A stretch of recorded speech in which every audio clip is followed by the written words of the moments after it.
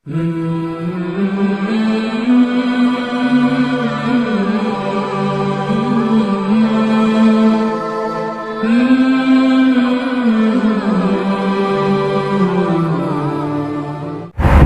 اللہ الرحمن الرحیم۔ مینڈک کے حوالے سے شرعی حکم کیا ہے اور مینڈک کو کیا قتل کرنا ناجائز ہے، اس کی حلت اور حرمت کے متعلق شریعت کیا کہتی ہے۔ بسم اللہ الرحمن الرحیم۔ السلام علیکم ورحمۃ اللہ وبرکاتہ۔ آپ دیکھ رہے ہیں خواب نامہ اور میں ہوں محمد وسیم اکرم القادری۔ مینڈک کی حلت اور حرمت کے متعلق علماء میں اختلاف ہے۔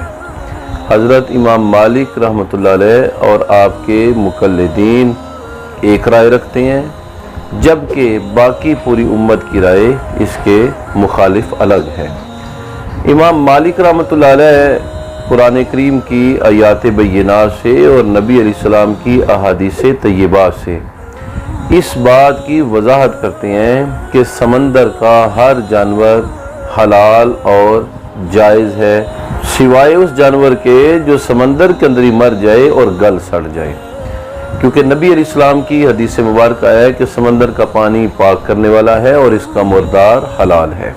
جبکہ باقی علماء کا موقف یہ ہے کہ سمندر کا وہ جانور جو صرف سمندر میں رہتا ہو، اس کے متعلق نبی علیہ الصلوۃ والتسلیم کی احادیث سے رخصت نکلتی ہے کہ اس کا گوشت کھایا جا سکتا ہے۔ ایسا جانور جو پانی کے بغیر سمندر سے باہر بھی رہ سکتا ہے، اس کے بارے میں نبی علیہ الصلوۃ والتسلیم کے ارشادات سے رخصت معلوم نہیں ہوتی، کیونکہ مینڈک سمندر کے اندر بھی رہ لیتا ہے اور سمندر سے باہر بھی، اس لیے اس کے متعلق نبی علیہ الصلوۃ والتسلیم کی وہ تمام احادیث جس میں آپ نے سمندری جانوروں کے گوشت کو حلال قرار دیا ہے، اس کے متعلق وہ نہیں ہے۔